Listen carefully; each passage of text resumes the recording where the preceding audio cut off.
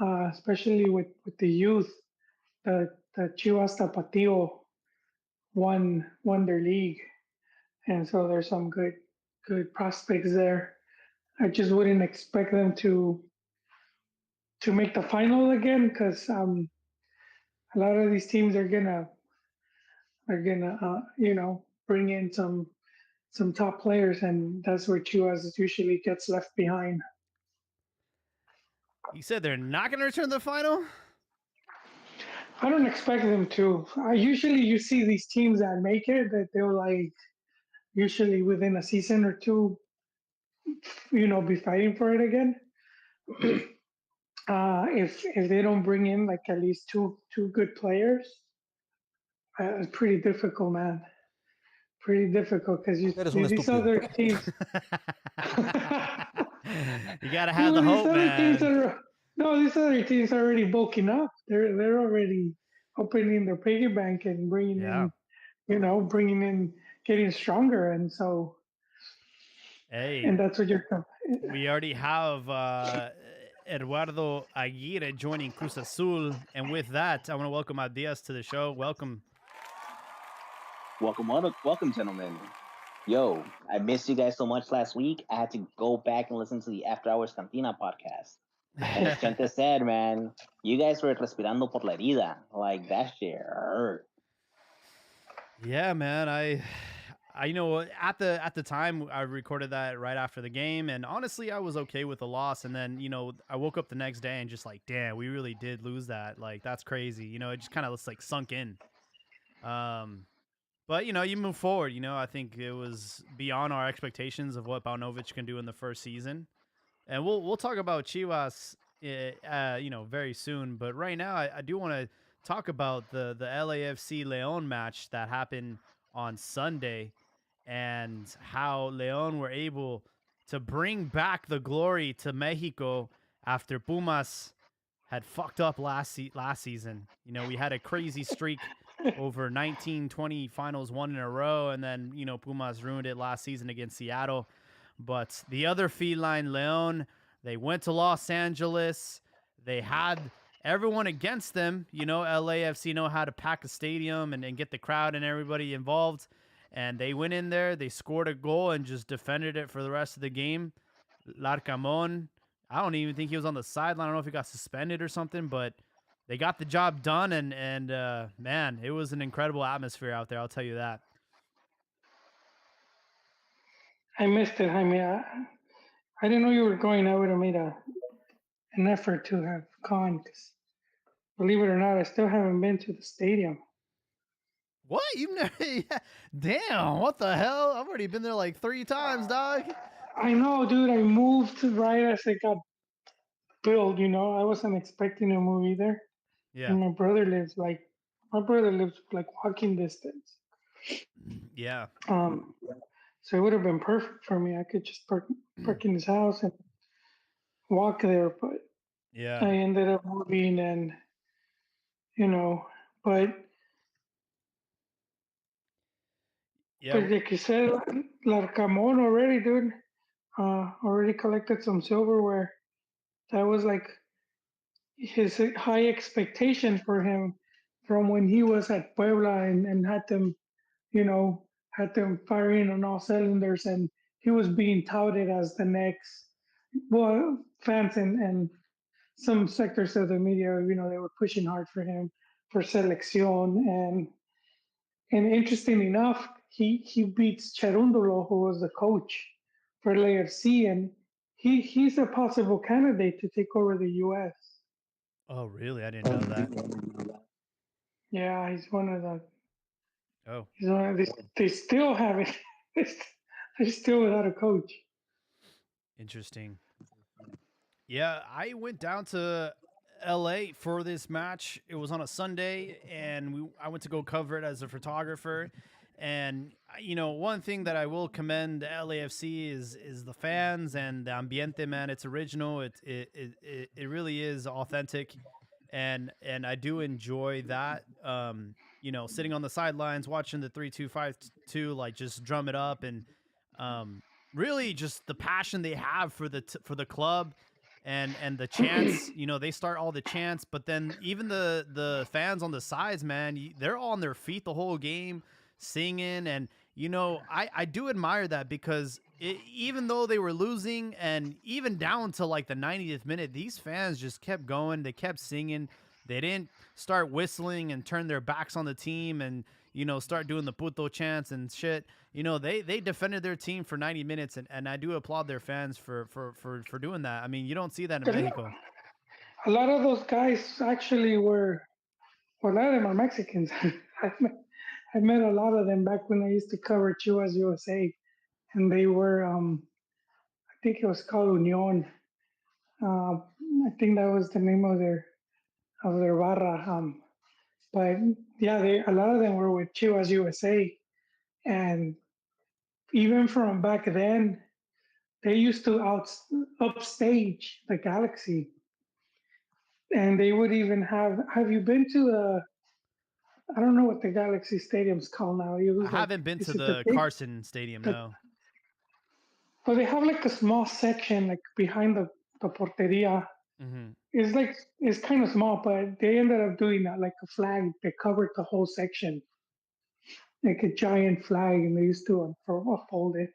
But yeah, and that's one of the things that LAFC did when when the team was just actually they bought the Chivas USA franchise, so they reached out to some of these. They reached out to them and then to other groups, and to give them the support to build the team's fan base through this, like pretty grassroots. And they flew these dudes out to Germany. I don't know if it's Dortmund. Dortmund.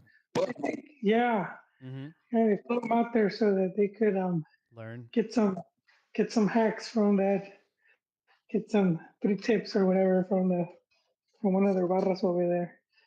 But yeah, dude, they do have a really good um, fan base. Which I was watching some videos some of the guys trying to fight the Leon fans. Yeah, I mean, there was a handful of fans that towards the end got rowdy. Now, in their defense, again with the refereeing, it was absolutely atrocious. There was a lot of controversial calls. There was also, players from Leon, anytime they got touched, they went down and they stayed down. And for some reason, the assistants, like the medical staff, wouldn't run onto the field, or like they were waiting for the stretcher to get there, and the stretcher never came. So it's like when you're down a couple goals and you need a score, and then the other team's just wasting time. Like you start engaging the fans. They start getting pissed off, and the guy like waited for the stretcher, right, for like a very long time, and then as soon as the stretcher got him, they put him on the sideline, and he gets right up and he starts limping towards towards his team, and that's why the fans got pissed, bro. It's like they knew he was just like wasting time and faking it. He got up like a spring chicken and just walked it off. So there were a few fans that threw drinks, and security or whatever. They all went in there, and they did make some arrests or whatnot. But yeah, terrible refereeing, man. Welcome to CONCACAF. Is there ever a good refereeing in CONCACAF? Nah, it's always been horrible, dude. It's been terrible. Yeah. I mean, we saw it in the first leg where the referee gave LAFC a penalty, and the time was expiring and all that. So there was, yeah, you hate to talk about refereeing when you talk about a final, but unfortunately in CONCACAF it happens quite a bit. As far as Leon and their achievement, thanks to them bringing glory back to Mexican League, and everything the balance has been restored in the universe. We'll see how it goes for Mexico in the summer if they can win the Nations League and the Gold Cup. I think we'll be back on track, and everyone can stop worrying about the USA taking over soccer in North America. See, man, I don't know. And as a hater, I was watching the game from the other side, right? I was cheering, not so much cheering, porque me vale verga entre estos dos, but I was kind of rooting for LAFC to win it. Why? Because yes, we keep calling everything a Copa de Chocolate, but guess what, guys? They keep winning them. So what happened? Si ponían un golpe sobre la mesa and they won. Then Chicken Little moment, right? The sky is falling in Mexico. So it's time for us to learn that, hey, all right, we might be able to ball out every now and then, but they are catching up. That gap is closing. All Hey, right. if Pumas wasn't such a piece of shit team, we wouldn't be having this conversation. Okay. Pumas lost to Saprissa. We go on a 16-17 game run.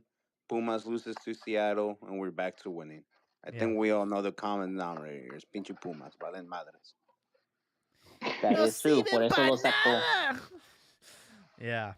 Yeah. No, for real. I think Pumas really dropped the ball last season, and with the victory, Larcamon suddenly rises as a candidate to replace Coca in case shit happens this summer, right? I mean, you have Ceboldi who just won with Tigres.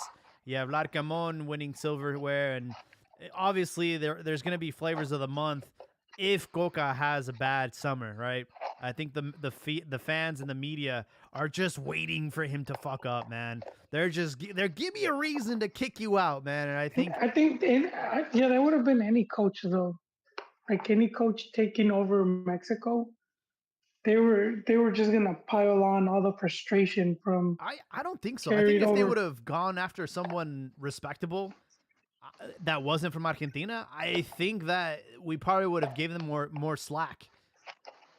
Yeah, because if you look at his call-ups, he's calling a lot of youth players. Like, he's leaving out a lot of old heads outside of, like, Ochoa and...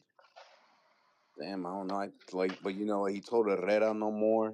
He probably told Guardado no more. That's why he retired. So then Yeah, it's true. he's making a big movement to using like youth players. But it's just the fact is Argentino, his last paisano, pissed us all off. But if a Mexican like Jimmy Lozano was doing the call ups that he's doing right now, I don't think people would be as mad. I don't know, man. So, all right, it's a double-edged sword, right? Mexican xenophobia is always going to be great. Especially not the xenophobia, but the jealousy that we have against Argentinos, right? It's that Napoleon complex against them, right? Like we want to be better than them, but yet we're not, and then we always measure ourselves to them. So you mean to tell me that if Jimmy Lozano was in here right now calling out the same people, we wouldn't call him a pendejo y que está gastando el tiempo con los nuevos? We wouldn't be holding him to stricter guidelines because he's Mexican? We would. But what stricter guidelines? I mean, he's calling up young players, he's calling up experienced players, but he's also like leaving out a bunch of old heads, except Ochoa. And with Ochoa, you can't blame him because there's no good goalies. There's Malagon, Ochoa, and that's it. It is, but Acevedo se that's come todas. Guacho ain't nothing. Guacho's just lucky to be there at Chivas. and that's the thing, and that's one of the other conversations that we don't really have a generational turnover in the goal anymore like we used to, right? So that's what we're seeing. But yeah, okay, you're gonna bring the old head, the porteros. Porteros can go up until like 43 years old and still be killing it, right? So we don't. The gas isn't being stepped on that; it's on everything else. But you mean to tell me that if we would have brought Jimmy Lozano, and we would have had the two last results that we had, which weren't spectacular, and we're not playing that well, que nos hubiéramos diciendo, no, pues no vale verga, mejor se lo hubiéramos dado a quien sea más, except trusting the Mexican. Yeah, I'm looking at the list. Malagon, Acevedo, Antonio Rodriguez. Not a bad, not bad in the goalkeeping position. Araujo though, I don't know what they see in Nestor Araujo. I don't know, man. Ever since he returned, I think we have better options in center back. Also, like Tiva Sepulveda, man, he's been so. He's been very inconsistent with Chivas. I would have picked Chiquete over Tiva as of right now. Gallardo always gets called up for some reason, man. I need his agent. That dude he's always guaranteed to get called up. Everybody else, though, Antuna, unfortunately, still getting called up. Yeah, I guess the striker department's the only concern for me. We don't really have anybody up top.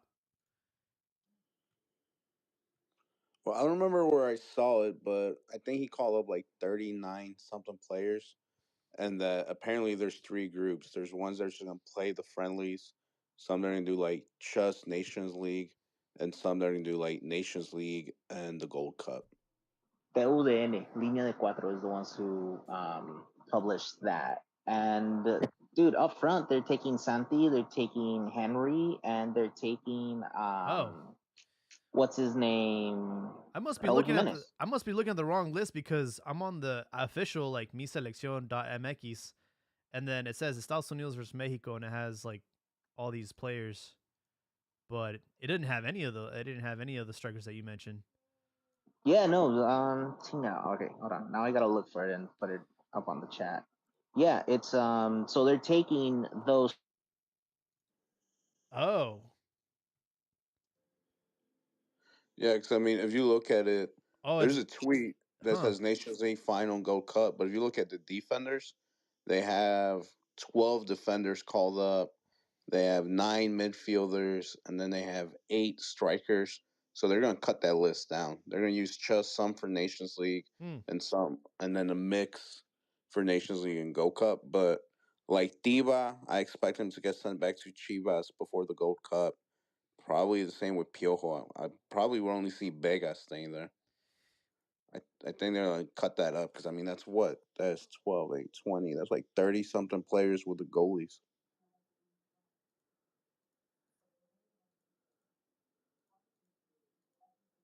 Sorry, I'm like trying to count all these players. Yeah, there's a preliminary list, I guess. Mexico will play against Cameroon on Sunday. That's a friendly out in San Diego. So whoever's out there, Partido Molero. And then they do have that game in Vegas against the United States on the 15th, if I'm not mistaken. So some upcoming matches for La Selección. I did want to talk about the restructure of the Champions League. They are going to add a lot more to the mix. Yeah, so it's gonna be let me see here. We Hey, have they heard Ricardo on the podcast complain about the price pool. about the what? The price pool? The champion gets 5 million now. Oh shit, really? From 500 to 5 million. Damn, what the hell? So man, I lost the photo, but basically it was gonna be 6 teams from Mexico, 5 teams from MLS, and then Canada gets like a few spots, and then like the Caribbean gets like 6 spots. And yeah, it's just like they're giving more opportunity for the MLS to win it is basically like what I took away from all that. Like as many spots as they can give to the MLS as possible. I don't get it. Yeah, but now it adds a little more interest to Leagues Cup because 3 tickets from Leagues Cup qualifies you to Champions League. So imagine if you have this scenario with one league completely sweeps those 3, where it's like, it's a possibility. Talking about the chocolate cups and MLS make a statement. Imagine if MLS took all 3, or if Liga MX took all 3. That would definitely piss one of the leagues off. Okay, I found it. So 3 spots for the CONCACAF Caribbean Cup, 6 from the Central American Cup, 3 from the Leagues Cup, 6 from Liga MX, 5 from MLS, 2 from the Canadian Premier League, 1 from the US Open Cup, and 1 from the Canadian Championship. So, in my opinion, like they should have some Liga de Expansión teams in there. If you're gonna give like 3 spots to Canada and 1 to the U.S. Open Cup, because that's potentially teams from the second division, right? And Mexico doesn't have any team from the second division that can participate in the Champions Cup. And I think that even like Liga de Expansión teams are like at that level of the Caribbean or Central American. No, Open Cup is any division, but Yeah, it's usually but it's I would say 90% of the time it's an MLS club winning it. Yeah, And it's I just because mean, what MLS happened is Mex favoritism. they got rid of their cup. yeah, they did. No, but still MLS favoritism because you said MLS gets 5 plus Open Cup plus 3 from Leagues Cup, which could potentially be 3 MLS. But you know why it's MLS favoritism? Because the League Cup is what 28 MLS teams versus 18 Liga MX teams. Yeah. So it's just from a percentage point, you have a higher chance of winning those 3 spots. Yeah, exactly. And if I'm not mistaken, the final would just be like one and done leg. It's not going to be like home and away like it was this season. And that could potentially mean that, the they're basically trying to host us in the United States, right? So, yeah. I don't know about this restructure. What this tells me is just like it's lost. I mean, like it even had prestige, but I feel like it loses even more prestige because you're inviting everybody. It's like it's just too much. At this point, like if you're trying to just make a MLS Liga MX like league, just fucking do it, man. Like I don't understand the point of doing this and involving so many teams. You look at the Champions League in Europe, like it's the best of the best, right? The cream of the top of the cream, all whatever. Here, you're just like letting too many like casuals in, man. Well, not anymore, because Champions League used to be champions, and then it was like, well, the champions and the subcampeón, the second place teams. And then they said, well, 1 through 4. So, I mean, it just makes the tournament, it allows the other clubs to make some money. Yeah, that's why Papa Florentino wants to create the Super League, so it can be back to the best of the best. And honestly, the game needs it because nobody wants to watch Real Madrid versus some team from whatever country, Austria or whatever, that qualified.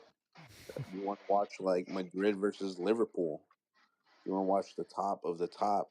And same thing. That's why bringing it back to this side, it looks like they're going to combine the leagues. I've been saying it for a while. I wouldn't be surprised if in 25, 30 years, you have one league for Liga for Mexico and the U.S.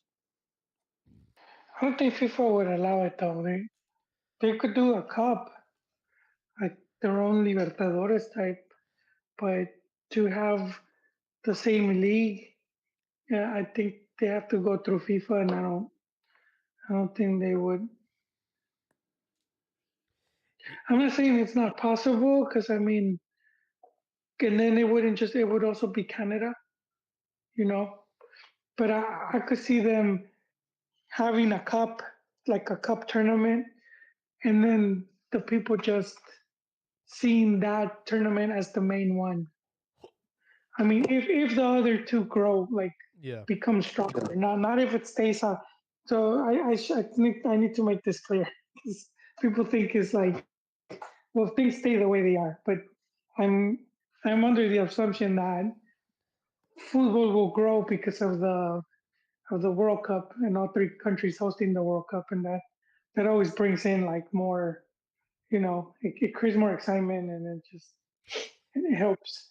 And cause, I mean, like look at France when they hosted the '98, they weren't that much of a football country. To an extent, they still kind of aren't, but they're better off than from before, and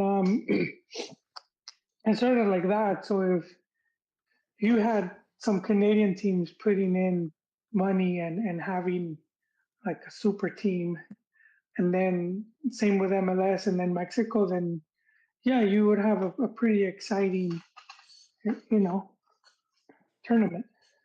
I'm just glad Leon won. That's all I'm gonna say. Because Tillman from LAFC, his statement, it pissed me off. Where he said What, that Oh, that where he said that what do you say? Mexican teams play mostly with emotion, emotion. no Yeah. tactics. 1v1, so fighting spirit.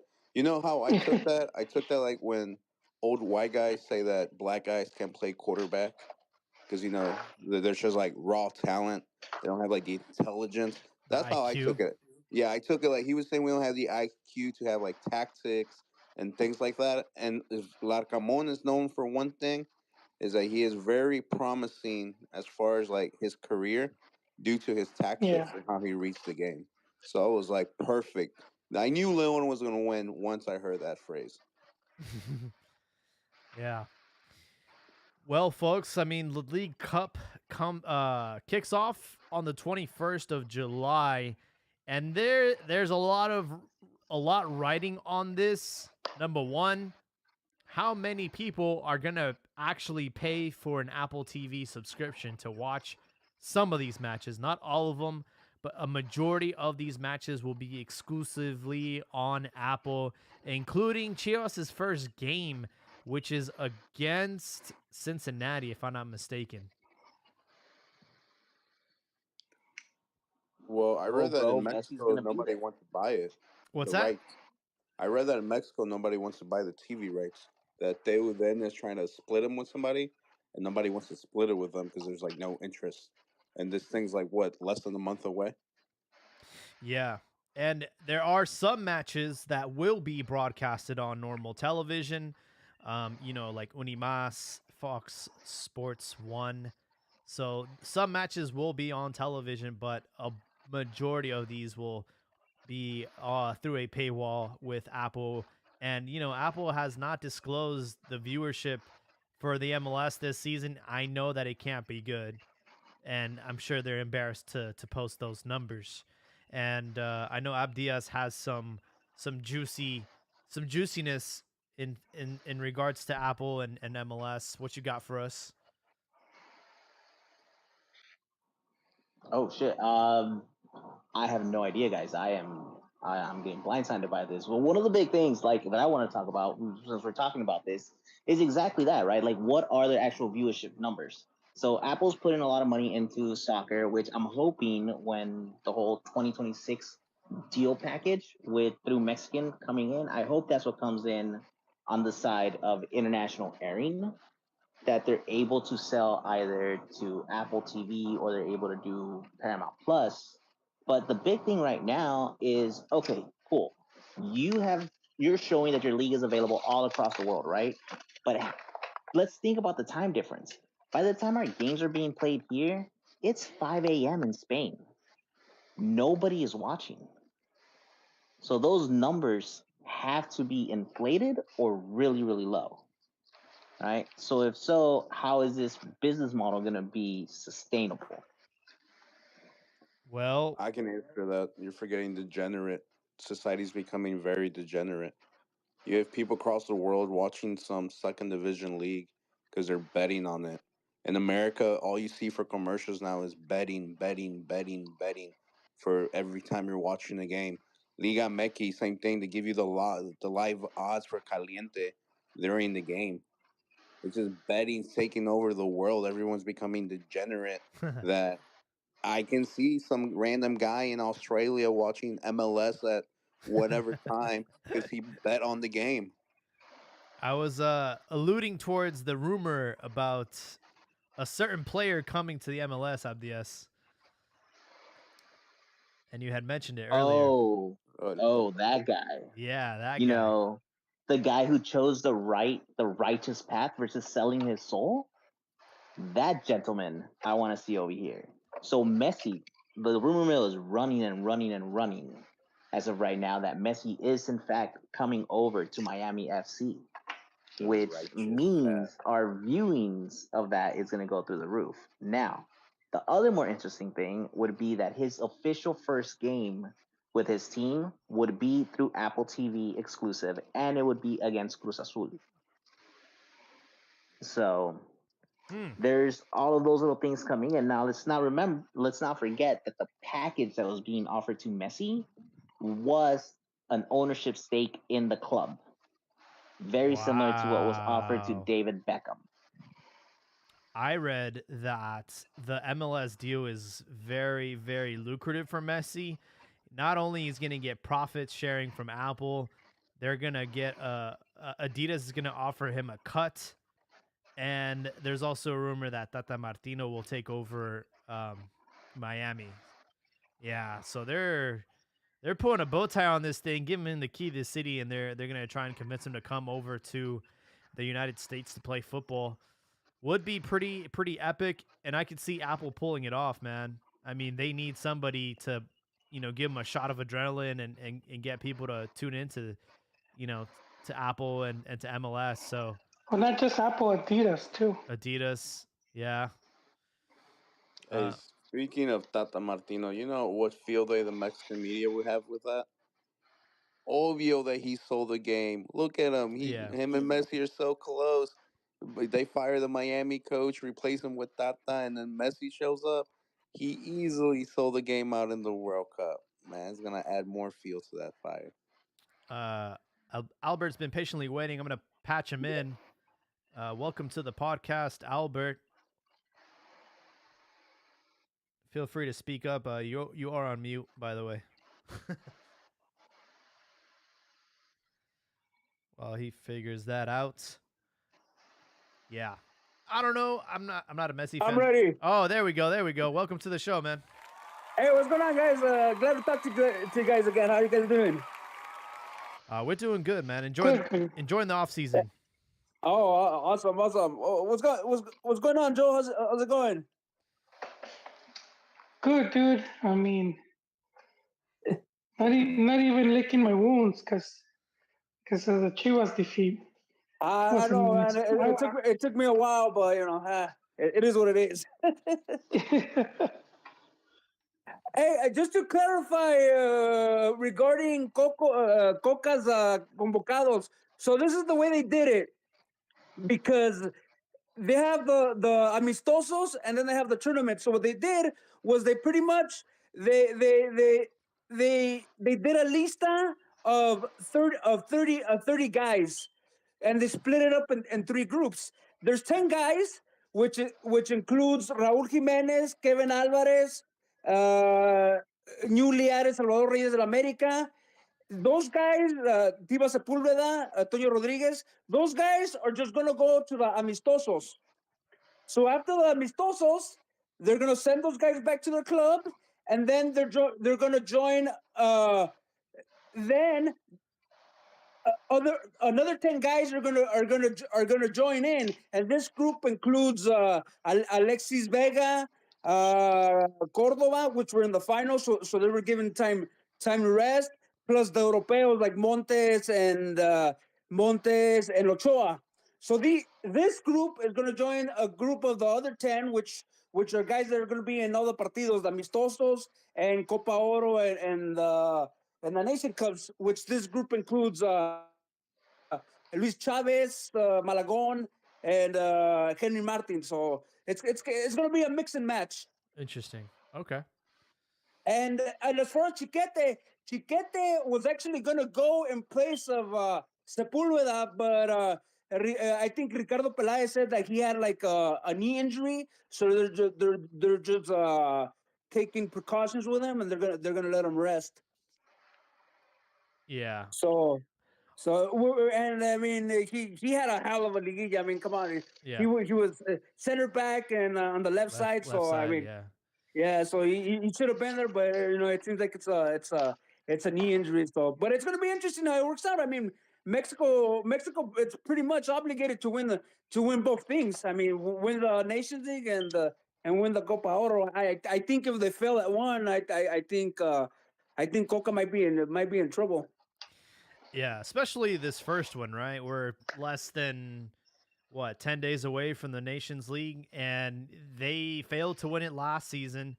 And with Coca, already a lot of people were skeptical about him being called up to coach the selección after what happened in the World Cup. So he's going to be under a lot of scrutiny if they don't get the job done.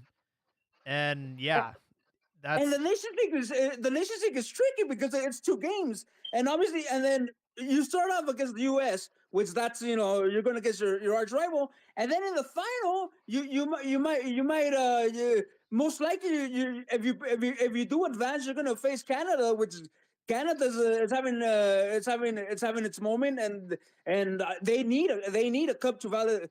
The coach, I believe his name is Herden. He needs a trophy to validate his process. So it's a very tricky situation for Coca.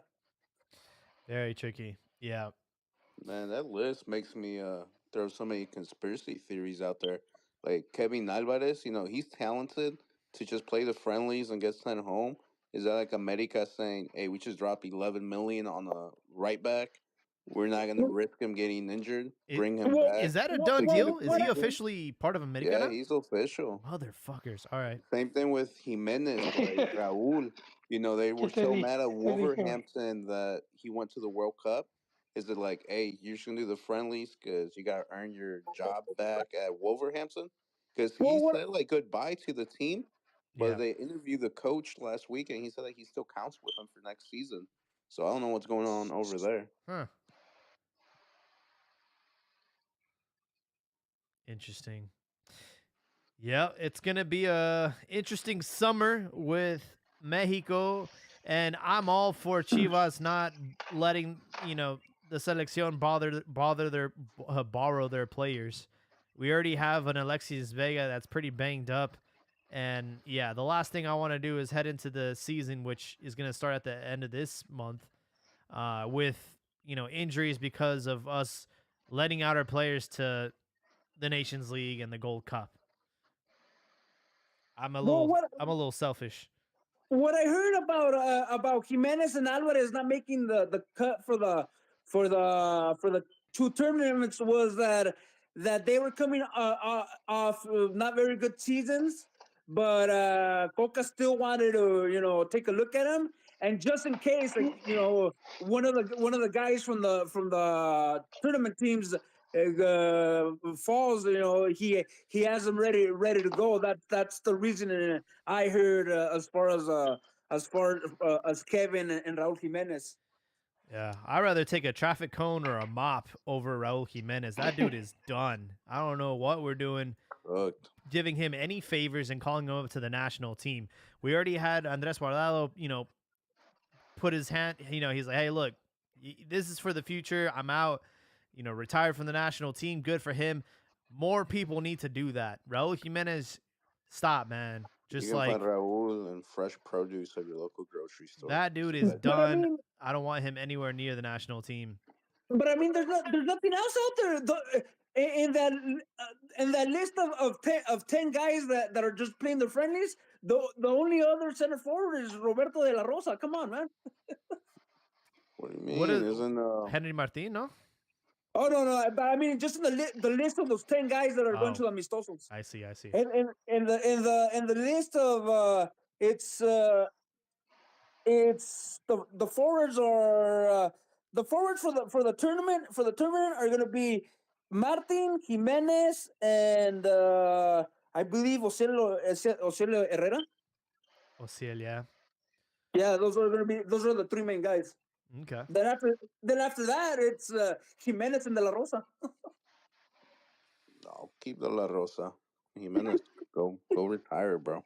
We should Go enjoy just your we family, should go just enjoy your have money, bro. I mean, hold on. Which Jimenez, bro? Oh no. Raul Jimenez is going to the friendlies, and Santi figures to be Coca's main guy. Yeah, because that's the thing, man. I was like, ¿para qué chingados lo traen para atrás? No, Like, you know I how- get it. We're trying to do like the whole give you a second chance, pero carnal, you missed it. Diaz, you know how you were saying that Hugo Sanchez needs to disappear so people forget about him, so he can like Damn. wipe this image people have of him. Yeah, But that Raul is what he needs needs to the do. same. Bro, everyone thinks that you should have not gone to the World Cup, que estabas estorbando, that you should retire. You literally should have taken the summer off and said no to the national team. Let younger faces come in. And maybe a Chicharito thing happens to you where people miss you. Maybe. But you coming in and just for friendlies, dude, and like looking like you're taking the scraps, it's hurting your image even more. Just take the summer off, go and spend some time with your family, your kids, go focus on your club, work it up with your club, and make people miss you and want you to come back. He's not Do that helping his Carlos Vela image at thing, all man. right now. Yeah, do what Carlit- Carlos Vela did. Just make yourself wanted that much more. Yeah, but I think Jimenez is in a way I mean there's not much, but so I see what you call him, but I think he's washed. I think he's not the same guy after the head injury. I mean, I think it took some of his confidence away. Ya no, como dicen, ya no entra los balones divididos como antes. So I think he's not the same guy. Is the yips. And here's the thing, like the national team is not to do anyone favors. It's not a charity. You take the best of the best who are in their prime, who are in their moment. Raul Jimenez is nowhere near. Like he should not even be on a list anywhere except for the disabled or handicap list. That's the only list he needs to be on. Okay, okay, but let me ask you. Let me ask you this question. After Henry Martin and Jose Herrera, who else would you take in that forward position? Who else? Like De La Rosa is just a warm body. I mean, who else after those guys? Who else? Who are you taking? Yeah, I mean, you got those two and Santi Jimenez, and then after that, hey, look, we just got to be honest with ourselves and say we cannot develop a striker. Let's just play with the false nine. I mean, that's what we're gonna have to do, really. Germany did it, France did it. Why not Mexico? I would take De La Rosa. I'd rather say, no mames, this is all we have, than say, ¿qué haces allí? Ya vete a tu casa. You know? I'd rather just be like disappointed than Chivas played an entire angry. Liguilla without a striker, without a natural striker. So, I mean, Yeah. you just have to adapt to the situation and say we can't produce any strikers. We're gonna have to learn how to play without one, and have a false nine or whatever that can sort of fit that role, and we'll just work the wings, right? So, a good coach would be able to make that analysis and make that adjustment, right? We're not kidding ourselves trying to put Raul Jimenez into a competitive tournament. I think he needs to take the summer off. He needs to figure out where the hell he's going to be playing next season, and he should not be anywhere near a Nations League or a Gold Cup or the national team. Speaking of strikers, did you guys hear what Thanos said? He said that you're right at Monterrey and said that Funes Mori is mucho mejor que Henry Martin. And I was like, Damn. damn, bro, that's cold. You literally just left the club. You sound like a snake right now. Like, why would you say that? He said, because apparently Cruz Azul wants Funes Mori, and he's like, I hope he stays because he's so much better than Henry Martin. And I was like, damn, that's fucked up. Yo, that's pretty crazy. That like the balls on this guy. And I had questions about that even to begin with, right? Like after Chivas eliminated America, this dude gets up on the press conference and says, "Hey, before we say anything, I just wanted to let you know, I'm out, bitches." Yeah, and like it was premeditated. And I'm like, wait.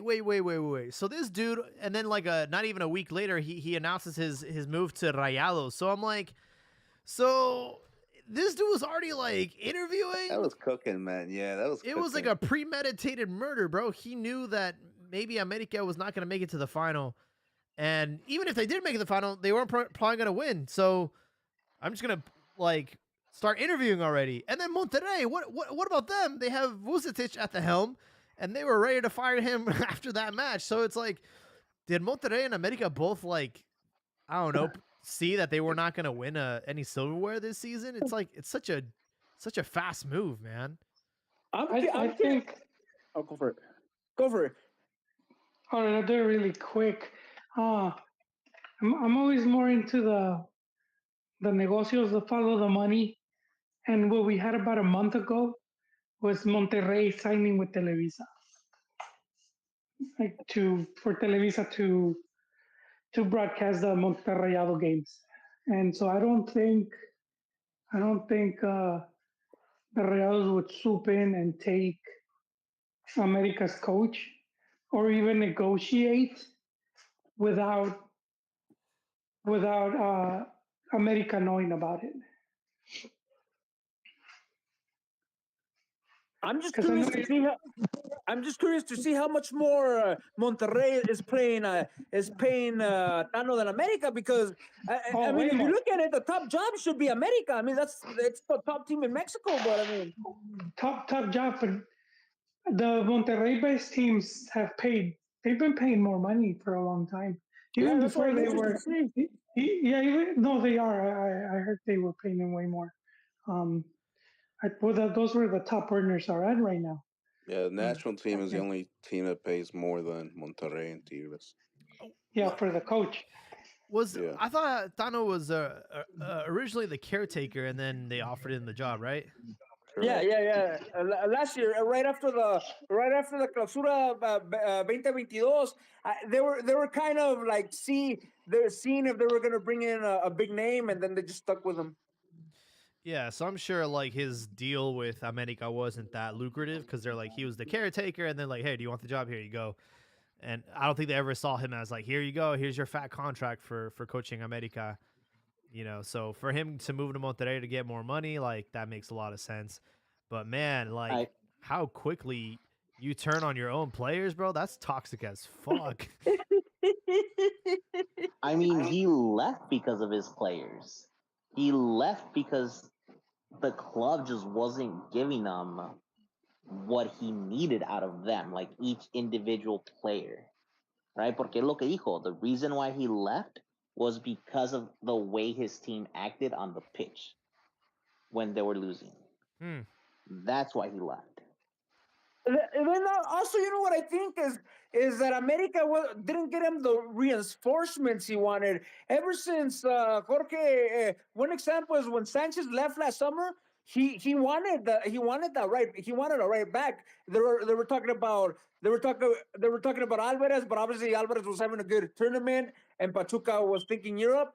So they wanted Barbosa, and they couldn't even get him Barbosa. So then he had to improvise with Lara. Then Lara was not he just wasn't mature enough, and he had to settle for Layun. But that's two windows where they didn't bring him the type of help he wanted. But I mean, at the same time, how much of a contract did he have? Am I going to fully restructure my team for a coach that isn't going to stay that long, who isn't in my plans to be staying that long? If anything, America never learned from the fumble that they did with Turco Mohamed of not signing their head coach in time, Mm. right? Porque Wait, what? Mohamed todavía se le acaba el contrato al fin del torneo. He wins the season. Boom, he's gone. Right here, when they were going into Wait. When Turco was at America, yeah, no, he was kicked out. Elias kicked him out. Yeah, because they didn't like his style because of his Vucetich style. They said that wasn't worthy of Club America. Oh no, it wasn't that either. It was I that It heard, was was it? I heard he leave the country like on Monday yeah. and come back There on you go. Wednesday type thing. Oh, There that's you what it was? go. Este güey me va a quitar la chamba. Yeah, that was it, man. He he undermined Pelaez and Pepe Romano, which was one of the other guys, or maybe like one guy was giving them, but like Pastor said, he would leave. He Oh would just shit! the team would lose and And he he was was he was bouncing. gone, dude. He was back in Argentina, fucking, because he always had something to do, and he would have someone else. And he even one time left to go. The Pope did a Prince of the Pope soccer game against Argentine, so it had Messi and a couple others. And Mohamed's like, not without me, and he fucking And left. he bounced. So he was doing stuff like that where he would just leave and well, I mean, he just didn't like that, and he still wins the league, but I guess by that point they felt like it's gonna go to his head and it's gonna get worse. So, but and even Turco talked about it, and he said that he admitted to his mistakes, and he said he squashed things like that. Him and Pelaez weren't, they didn't have any problems. That is where this comes from. Eres un estúpido. Because David Fickerson said, they negotiated your exit by Oh, that by bringing him in. And he's like, eres un estúpido. Yeah. when they brought when they bring La Volpe. No, it was what was the? I have to go back to the clip. He the way Pelaez ended up having problems with Pepe Romano, and then he he said that he was going to leave at the end of the season, and America, the main guy, when he heard, he went up to him and he's like, "Nah, you don't have to wait. Just kick rocks." and he left, dude. Does America And I not have a thought, coach yet? What happened? Does no, America not have a I don't coach think they yet? need. No, America has not doesn't have a coach.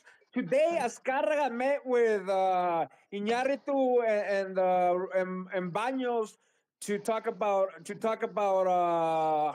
the hiring of the coach. But as of right now, I don't even think they have a main candidate. I mean, they were first. Año. First, they went for Aguirre. He said no, and then I forgot who else said no. And then on Monday, the Uruguayan coach who had Pachuca and who was at Valladolid, he said no. So it's like three guys that said no already. And oh yeah, they were waiting on Aguirre, right? Yeah, Aguirre Yeah, and who's Aguirre, the other Diego guy that they Alonso. wanted? Is it Diego Alonso, no? Oh, Diego Alonso, yeah. It was Diego Alonso and Aguirre that said no first, and then the I don't remember his name. He's coaching Valladolid. Descendieron, but he says he's gonna stick around. He coached Pachuca. Oh shit. His allegiance is with Chucho. And Damn. then you just have a bunch of random guys pop up. I think some of them are just made up, like Hernan Crespo, Palermo, and stuff like that. Well, there's Buse, man. Buse. You know who they should get? You guys won't agree with me, but they were grooming him. Chepo, dude. Simple. To America? Yeah. Bro, he has. Wasn't he like didn't he start off as an assistant coach with America? Yes, sir. Yes, Yeah, sir. yeah, that's right. Yeah. Under La Puente. La Puente, yeah. Yeah, and he was there, and he was, they sent him to Italy. He went to Milan. I think was this guy the coach back then, but he was staying at their, he stayed over there, and that's where you see the media talking about like, oh, they don't study, they don't do that. They do. They just don't. They're just not putting it on social media. Well, social media wasn't around, but imagine it was just taking pictures. I arrived at Milan, but yeah, he was with AC Milan, and I think was it Ancelotti or I forgot, dude. It was one of their better coaches, and he was there, and they trained him really good, and then he ended up being offered the spot at Chivas, and he even said that he let them know, like, hey man, there's this offer, but you guys have been you know bringing me along, so if they said no, he was gonna stay with them, and they told him, no, go ahead, dude, handle it. So he leaves to Chivas. He becomes the youngest.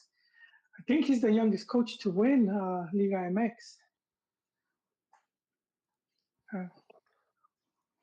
Now, the biggest thing here, what I feel is like the storyline is 3 to 4 coaches have already said, no thanks. I'm good, guys. Yeah, who wants to coach Like, America? you're not that Ew. much of a draw. Well, this guy owes it to them, dude. 3 league titles. Russo, Brailovsky, or Mario Carrillo. Yeah, those guys haven't That's what's been. gonna happen, man. Or at the end of the day, they'll bring back Miguel Herrera.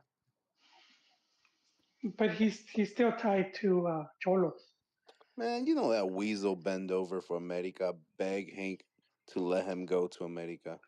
Yes, but you guys are forgetting the big the super friends. That's the whole selección group where you have what That's a bigger Chivas. benefit. It's easier to ask your super friend for a favor than the It is. Pachuca It's boys. true, but I mean, Cholos would have to have they just can't also lose. You have to have something on offer for them. Like Is Caliente you're an just America sponsor yet? If they're not, there you go. There's the return favor.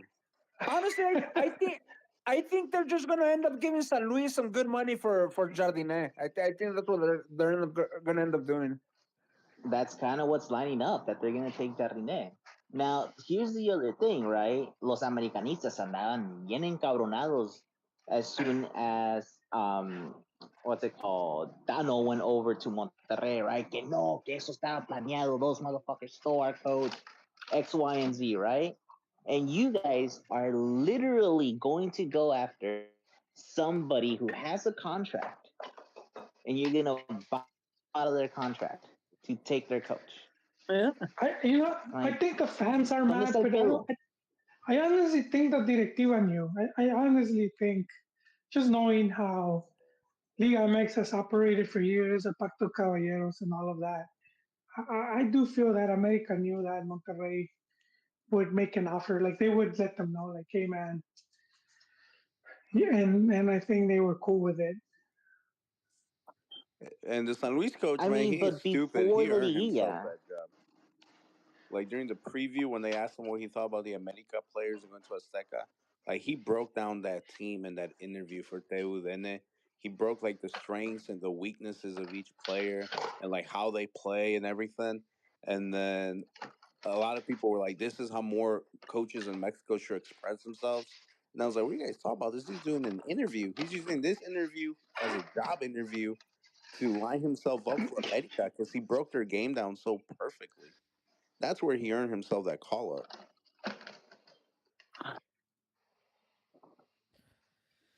it's not so much about not earning it. It's more about you're going and poaching somebody from another team, That's and what you're big clubs upset do, man. here. That's what big clubs do. I Little players That's start true, at small clubs, big clubs come and poach them. Same thing with coaches. and I guess my problem isn't so much the business practice, right? Because that's everybody's business practice. We've all been poached out of a job or two. All right. Now the thing is, el pinche americanista cabrón, que es like, ¿cómo se atreven y quién sabe qué? Bro, do you think Monterrey thought that they were gonna get rid of Vucetic? Like, do you think they were going into Liguilla like, oh yeah, we're gonna get our shit pushed in against our biggest rivals, and then we're gonna fire him? Of course not.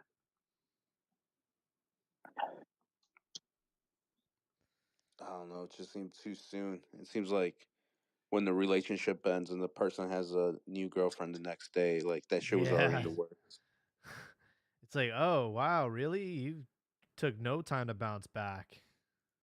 Like the wife died of cancer. The wife died of cancer, and then the next week he has a wife. He has a new girl. She's Yeah. 6 months pregnant. Younger one. I think I don't think Monterrey had plans on keeping Buse even if he won, just because they're looking to be more. He just the way he plays, too defensive too. So even if they did all those points, and like even if they won, they want something more, more saucy, more Dano has a exciting. better jawline. I mean, I'm surprised they wouldn't bring someone like Almeida. They could totally afford him, and I don't think he would. He wouldn't mind coming back. because he wants to try to get into champions. Yeah, maybe like he I might heard he try already that, said but at the no. I same heard he time, already said no. oh, to Monterrey Who, or Almeida? to yeah, No, Almeida to America. That's what I was reading. oh, to America. Okay, Yeah. Everybody's saying no. I mean, for the record, good. All right, don't let him be a turncoat. All right, keep your club legend. I mean, if you no, if you also look the at it, Monterrey is probably a more attractive. If you really look at it, Monterrey is a more attractive job than America for the fact that they've shown a willingness to spend, and they have they have a good track record internationally, winning all those Conca champions. So I could see why Monterrey. yeah. If you look at it, if you just don't look at the name and you look at what they're doing, I can see why it's an attractive job. Well, Yeah. also America's that that saying, too many chiefs, not enough Indians, Yeah, and yeah, that's kind of how it would be there, where it's like you have like five bosses, um, yeah. and I think in Monterrey they will give them a more of a you know the red carpet treatment, like just do your thing, and especially like someone like Almeida that likes to roll with his whole posse, man. This guy brings like 5 coaches and 3 ball boys, and he comes with it. He comes with the whole package, man. I don't think I've ever seen a coach like that arrive at America where they come in and it's like they're coming in with a whole squad of people. Isn't El Tato Noriega their new sports director?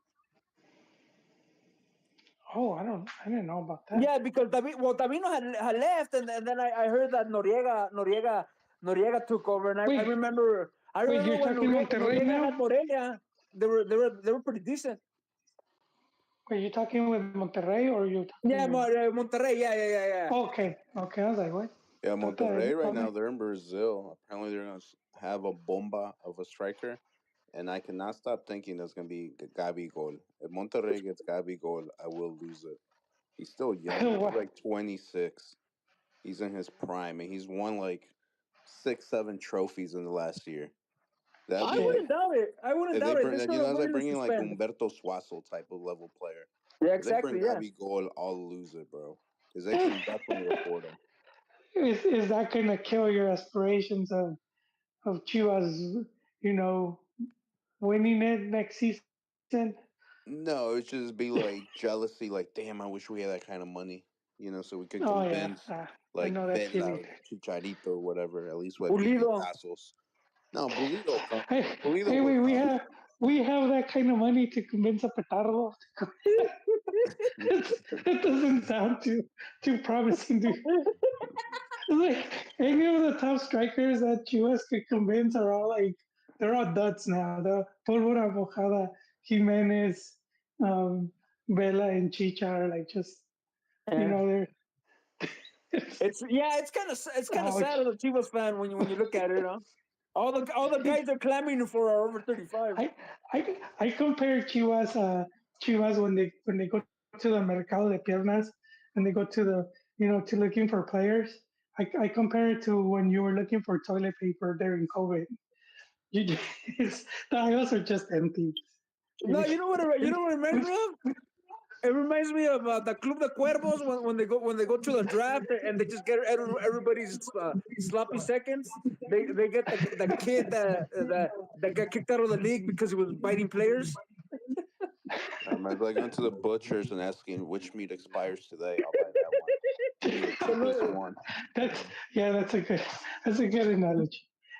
Although Club de Cuervos did land that Barcelona guy. What is his name? The long hair guy. Aitor. Yeah, Hitor Cardonet. Yeah, Got a player and a porn star in one. it was pansexual. Oh man, that show. I might have to do a rewatch. Oh no, I can't anymore. Fucking Netflix. They did the shit where they took out like you had to be in the same house. Yeah, man. They're trying to make everyone have a subscription. We haven't talked about Chivas rumors yet. We have a few players being thrown out there. Carlos Vela even himself was being rumored with Chivas. There was a rumor going around that Omar Bravo and Omar Esparza went to LA to court him and to try to convince him to join the cause, and that it's all in the hands of his wife. So I don't know how much credibility that rumor has, but Zero. I've talked so much shit about Carlos Vela because of what he's done with his career, and for him to come to Chivas would obviously be karma, like instant karma. I'd have to eat crow and have to support him if he does come to Chivas, but I don't think he's leaving. What I will say though, business idea. Somebody needs to become the Fabricio Romano of USA and Mexico. Well, of Mexican. That used to be Tom Marshall, bro. Rest in peace. Did he? I mean, he's not dead. I'm just saying, rest in peace. His Twitter, him updating us every so often. Yeah. But what I will say is, in that final on Sunday, he got subbed out pretty early, and a lot of people a lot of fans are not happy with his performance, and they're totally okay with him, stepping down and not being a DP anymore. And I think LAFC is ready for a new Bomba, signing. So we'll see what happens with that. I don't know if he's worn out his welcome over there in Los Angeles. I blame it on the coach. I think the coach lost that game. And Carlos Vela, when he showed up, he was like scoring every game. He was taking on 3, 4 guys. There was a goal against San Jose, I think, where he like took on 5 guys, went into the box, even like shook the goalie. Like you're not gonna get the same level you got from him. But LAFC got completely dominated by Leon. No should have won the first game, 4-5. That first half, that was the most touches any team has had in LAFC's box in their whole history. Like they were pinned down on their own Damn. box. They couldn't exit their box. And you know So what's more Lacambon you know what's more impressive? dominated them. So you know what their coach does on the return leg? He's getting dominated. He's getting out coach. Take out your best player. Blame it on him for not showing up. When in reality, you got smoked. And you know how I know he's a little punk? Because after his interview, he said, well, MLS needs to do rules about how money is spent and everything because there's more money on that side of the table. I'm like, bro, how are you talking about? You're LAFC, you're valued at $1 billion, and you're using money as an excuse to losing to Leon, and you had Gareth Bale and Chiellini on your roster. Gareth Bale last season, Chiellini, Bella, like you're $1 billion franchise. San Diego, new MLS team. They paid $500 million to join the league. And you're saying that there's more money on that side of the table and that's why you lost? No, you're just a pussy, and that's why he probably took Bella out to use him as a scapegoat. You know what's funny? They lost to a mid-level team, mid-table team that had a 24-day layoff after losing to San Luis. I mean, I think that makes the situation much more hilarious. Yes, MLS teams used to complain that they played during their preseason and Mexican Yeah. teams were in the middle of the tournament. Now it was flipped, and the Mexican team still beat you. Like, what? Now- How many excuses do you want, man? Now, the other thing to take a note about this game is that this was the first time that LAFC all season long has played with a 5 on the back. It was the first time. They've never done it before. Yeah, so It they was were kind of like completely Martino outcoached. versus Argentina.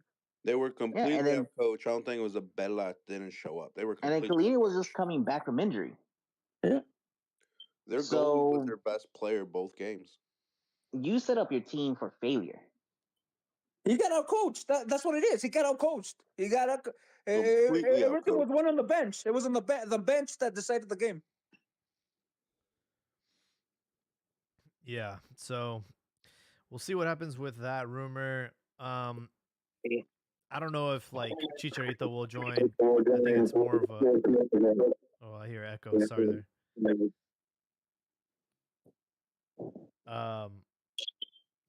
Yeah, so Chicharito, I don't know if that's gonna happen, but there is a rumor about Luis Chavez and maybe Eric Gutierrez joining the cause. I know Pocho Guzman has some pull there, and I think we have a good relationship with Grupo Pachuca, so I could see that being a possibility. And then also Fidel Ambris is also a player that Paunovic had requested. So some of the Chivas rumors going on. Will you bring Luis Chavez if you had to sell Chiquete to Monterrey? Fuck no. Chiquete is like the future, bro. I would not sell him to any team. Would you sell Vega for Luis Suarez? Not Luis Suarez. Chavez. Chavez. Only if we were to bring in another replacement for Vega. Because Luis Chavez is a midfielder. I think Vega's more of like a winger slash, attacking midfielder. So it's not the same position. But I mean, Luis Chavez is the midfielder Chivas needs. They need that Pocho, Nene, Luis Chavez combo. And that's another thing too, is like we shouldn't have to be trading players or selling. Like Chivas have money. Like they should be able to whip out the checkbook and say how much. Like this whole like trading or having to do this, like I don't agree with it. There are some dead weight out there. Don't get me wrong. Who's that player that on the wing that's on the left or right? I always forget his name. Starts with the M.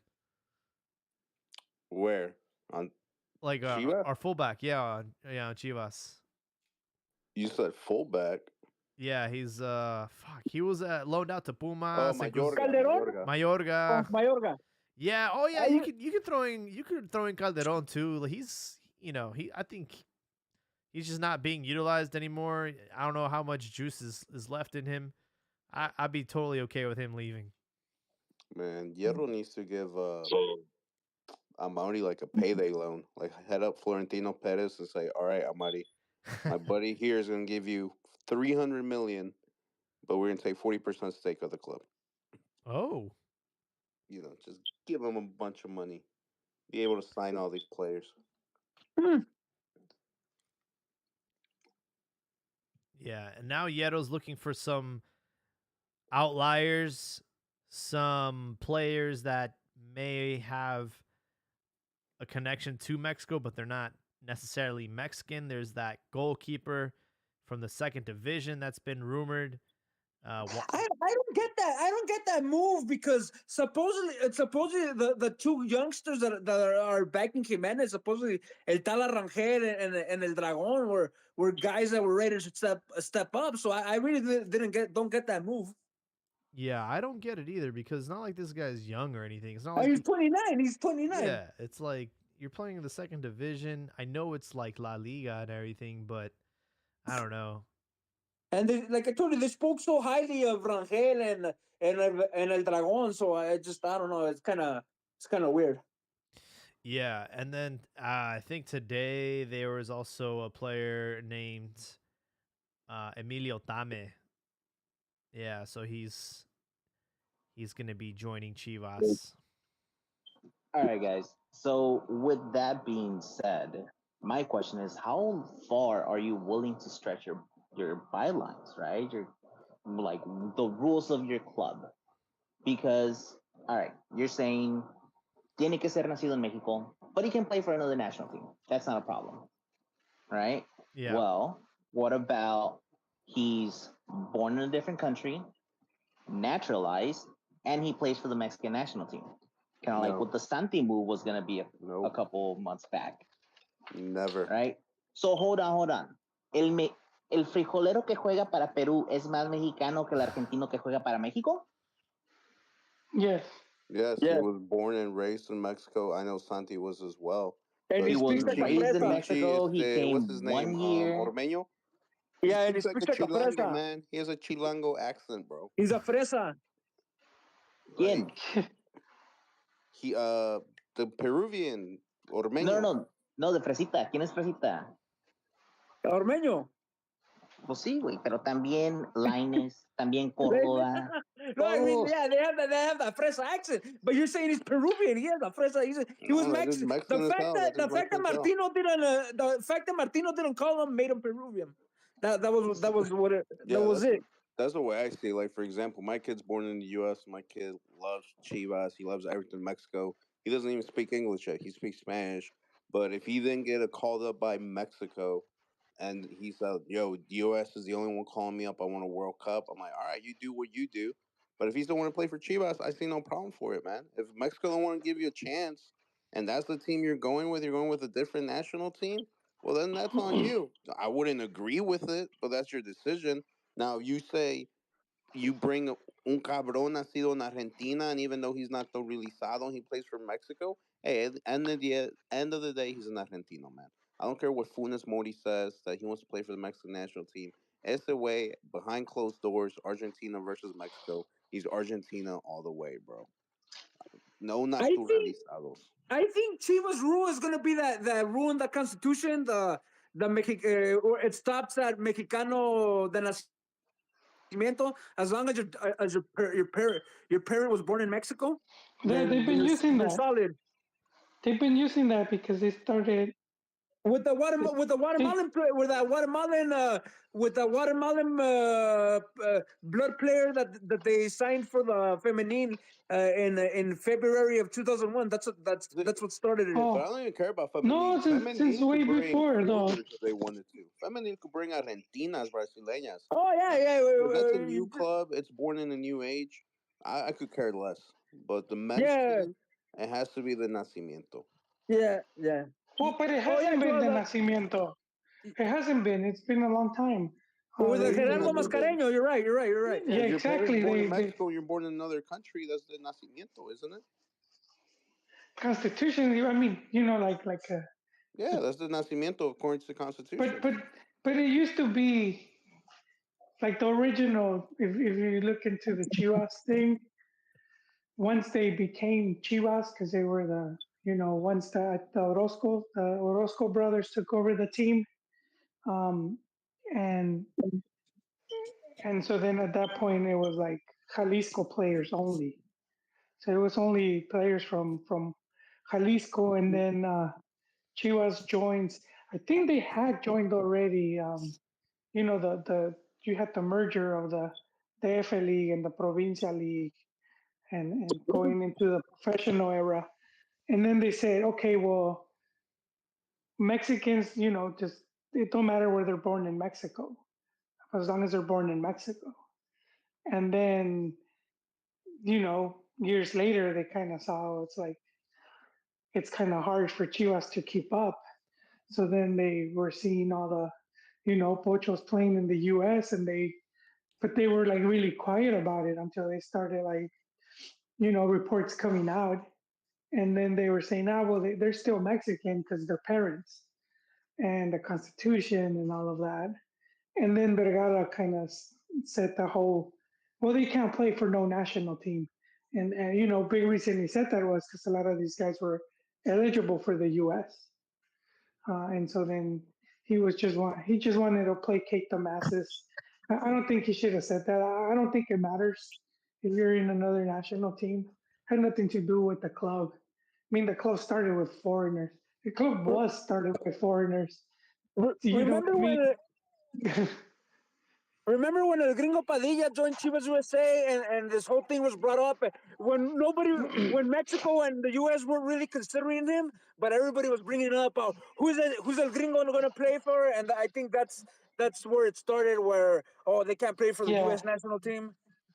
yeah, and then it was just for the fans. They just, they Chivas just didn't want the fans making a big deal No, about it, but I and think I Vergara think it was was a a mistake. visionary as well. I think his whole idea was like, well, am I going to develop players for another country? I'm going to develop them for Mexico. No, okay, you can't I too much think that was credit. his thing too. Like, why is He he he bringing never Pochos to Chivas so they can go play for the U.S.?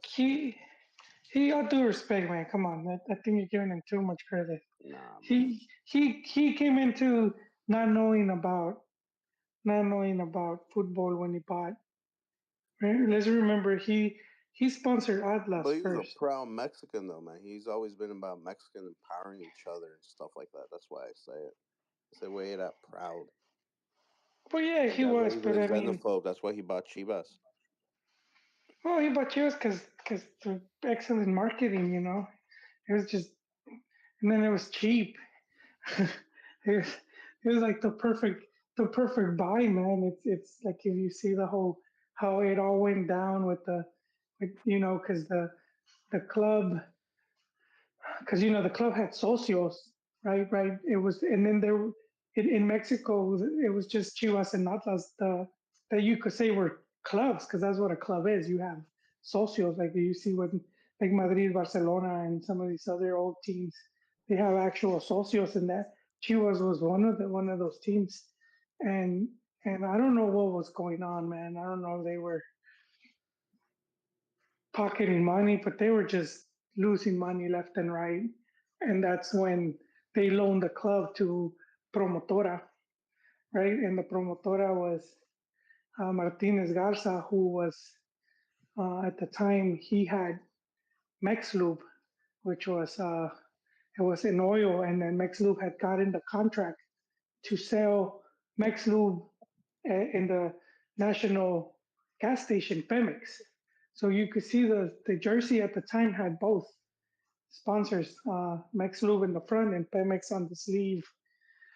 And I think a lot of the socials and a lot of some of the prominent people over there in Guadalajara were involved in that deal. And I don't know what they did, man. They were doing some tranza, but and they could easily Google it, the whole Mex Lube, and you could see the whole story there.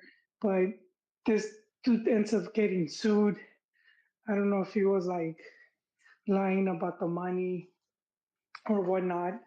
And then so Pemex takes a contract from them, uh, and he sells. That's when he sells it. That's when he like Vergara comes in, right? So why would the team sell just because they lost uh, the the promotora? You know what I mean? So that's why I always felt that a lot of the socials were involved on that in that whole deal thing, and because promotora had one more year of like the lease, and he sells it to Vergara. Vergara buys the extra, and even then he didn't really buy the. If you look, it gets even messier, dude. If you see the thing, uh, even though Chivas bought the team, he didn't really own it, and when they went to court, um, I think he lost. He lost. So there was for a long time a bunch of socios still fighting for the team. And one thing that Chivas did do was change the name. So Chivas name used to be I confused this one because there's SA de CB and what is the other one called? Asociación Anónima and well, one is public, one is private. So they switched to the private. So there was a name, and then they even tried. I don't know if you guys remember. They tried changing the badge. It was like slight alterations, but that was When part of it. when Vergara came? Huh? Yeah, dude. Oh yeah, that was so ugly. They, they switched the name, and then they tried switching the badge. But the badge wasn't like that noticeable. But It was for the so hardcore ugly. fans, and they threw a fit. But and the thing was, FMF made it, even though like Vergara hadn't like fully, because he not all the socios sold the club, and the thing was still in court. But FMF gave him they gave him the call. They're like, yeah, we'll take you valid, dude. Fuck those other guys. And that was probably Televisa too, because remember what Vergara said when he took over the club. We're not going to Televisa. And like a week, a week later, we just signed with Televisa. And I think that was a big part of it, dude. He's like, hey man, I'll make that court thing go away. Just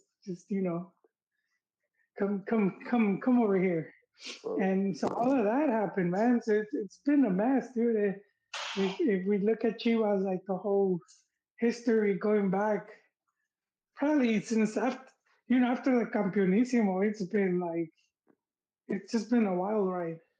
Well, I want to keep it a mess with Mexicanos de Nacimiento, even Constitution, now with no naturalizados. That'll be the I think final it's straw. headed that way. That'll be the final straw for Oh, me. I'll find a new club. Actually, I won't find a new club. I'll just stop watching Liga MX. damn! Not even I'll like. nationalize myself Spanish and just support Yeah. Madrid.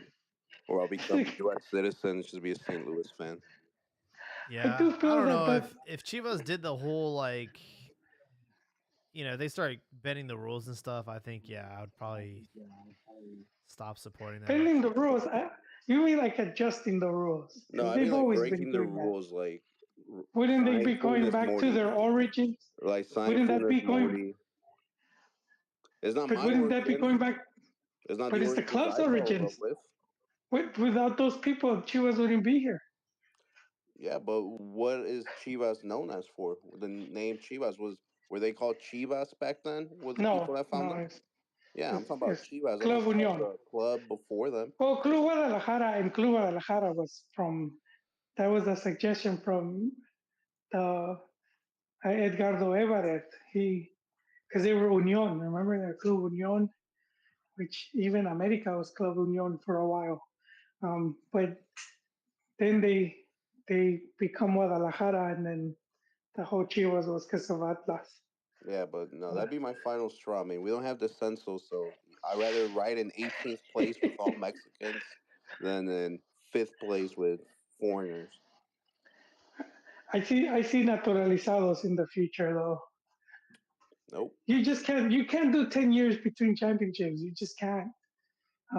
These teams are gonna end up surpassing Chivas, and then If you don't have the you're gonna census, it have doesn't matter. Look it at the will New York eventually. Jets in football. There's teams out there that suck ass for the last 20, 30 years. But since there's no relegation, as long as the money keeps Yeah, coming in, I know, but it you're will good. eventually because you could see in leagues where there were teams that at one point were like they were the dominant teams, they were like the top teams, and then they fell by the wayside, and then they sort I of disagree. I and think you're being a romantic. Like, I'm you're not going to tell being. me a business owner, they could care, if it's the money's coming in, they could care less about the titles. Well, yeah, but that's what I'm saying. The money will eventually dry up because you're not going to be. A lot of people will eventually stop if the team is not being as successful. They will eventually just not. I disagree. You know why? Because Moleros. Look at Moleros. That's Mexico versus Haiti, and then 60,000 people go to the game. Yeah, but that's not all Mexicans. There's a bunch of immigrants that came from Mexico, and that's like when you see who's seeing the games. That's why I've said before, if you had like immigration like slow down, eventually interest would die off, and you could see it in second, third generation Mexicans. They're more likely to follow NFL and NBA, and they won't really follow Mexican soccer. I will see with little kids now they'll be watching Champions League instead of like Liga MX. I was saying in years ago because I remember when I was going to high school and you would talk to other people that were into football, and the common question was like, "Oh, Chivas America, which you go?"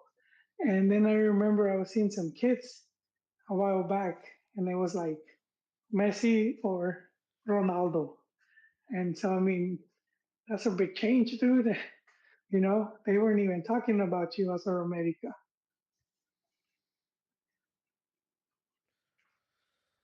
For sure, folks. I Any don't know, man. I just still think you guys are a bunch of haters against Mexican American, not Mexican, Argentinian I, Mexican dreamers. All right, Santi was I, brought to this country against his will because his parents had to immigrate Argentina for work. He gets naturalized to in a foreign He's a country Boca Juniors and fan, chooses my to. boy. this Hey, story hey, sounds pero awfully he also He familiar. never supports Cruz played for Azul. Santia, Chivas. He's a diehard Boca Juniors fan. this He would play for the team that smoked him 4-0. this this story of immigration hits close to home. I know, and yet we don't want him in Chivas. We Come on, we guys. is He can is stay a dreamer. Los he's gonna güeritos build. argentinos can never catch a break, huh? Al Pastor is ready to build that wall, man. He's like, Yep. we're full. Damn, Send me bro, I'm that. gonna play you tres veces mojados by Los Tucanes. That could be the closing song.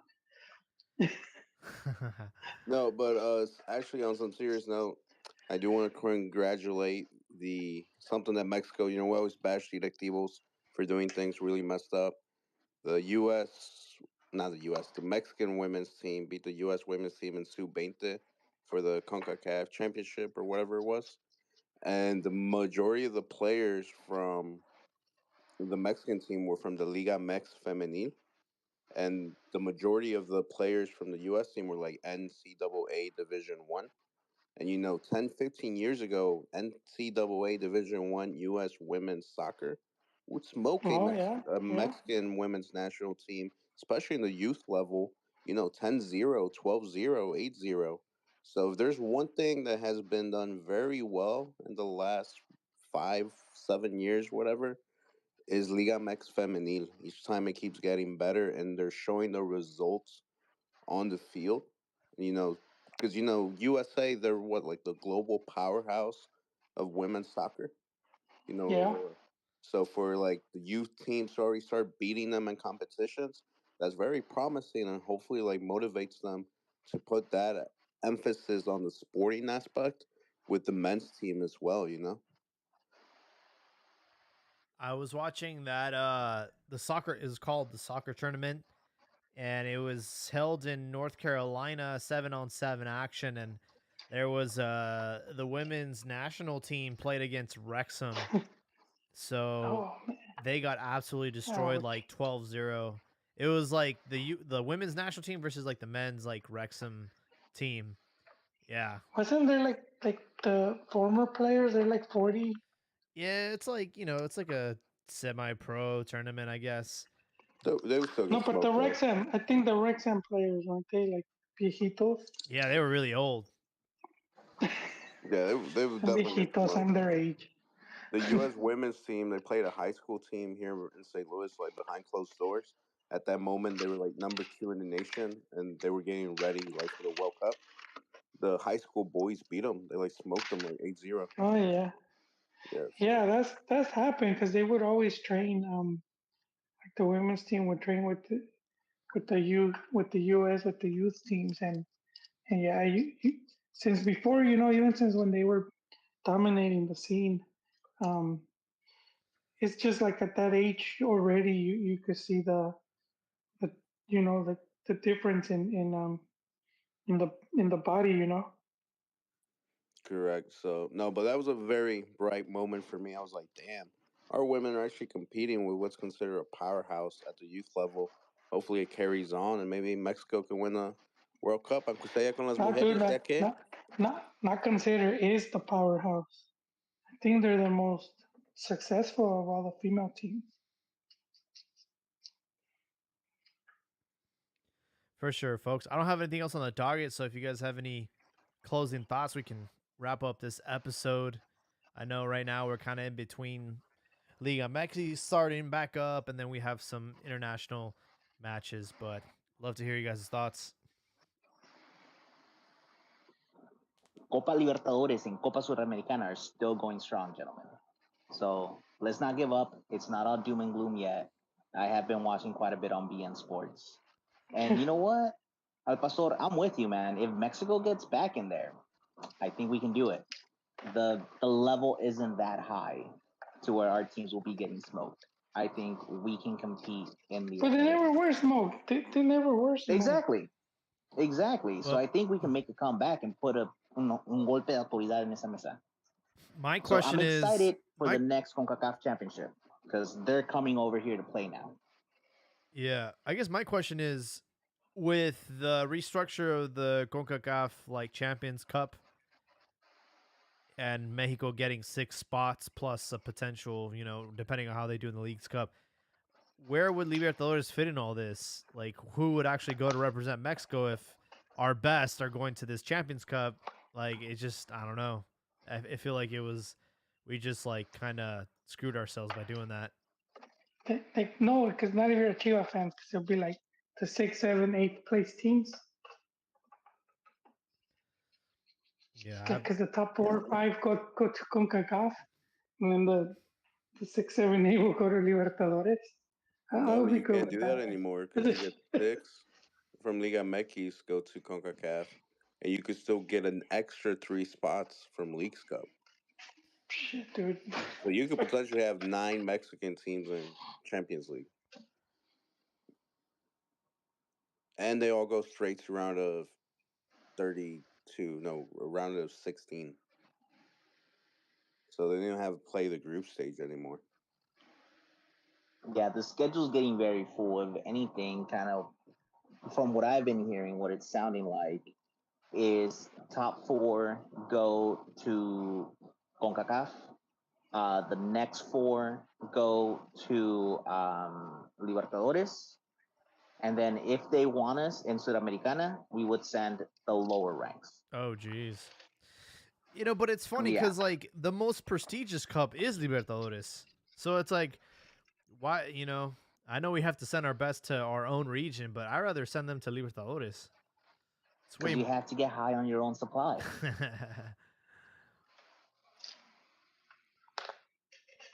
All right. But that's the thing, is like, dude, we have to grow our own domestic league, right? Our own cup. So why wouldn't we? If we want to go and prestige it up, okay, cool. Let's go compete in Libertadores. Get yourself a nice little person, then you can rebuild and start going up. That's the problem. Unfortunately, we are committed to CONCACAF. I don't think we're gonna leave it. So we have to make lemons out of lemonade, like make lemonade, right? Yeah. Yeah, it's a bit unfortunate, but yeah, thanks for that. Al Pastor, My what's your closing thought? my closing thought is something that happened in the sports world today. PGA and Live or whatever it's called, the Saudi Arabian golf thing, they finally merged. So PGA was like, "No, we're not dealing with you. We're not dealing with you. We're not dealing with you."